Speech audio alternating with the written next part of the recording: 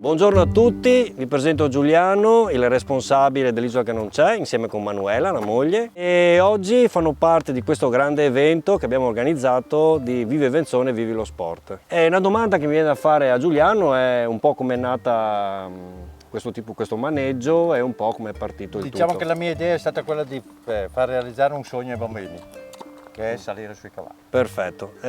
Cosa pensi della giornata di oggi? È una giornata interessante perché avvicina tutte le associazioni di Venzone e ci fa partecipi di quello che è Venzone. Ok, ringraziamo tutti, ringraziamo Giuliano per la partecipazione e anche la moglie Manuela che in questo momento non c'è. Sta facendo il caffè? Sta facendo il caffè, anzi tra l'altro degusteremo anche il caffè che ne abbiamo anche bisogno, in particolare io. Ragazzi, rinvenite con me che vi presento anche le altre associazioni. Venite.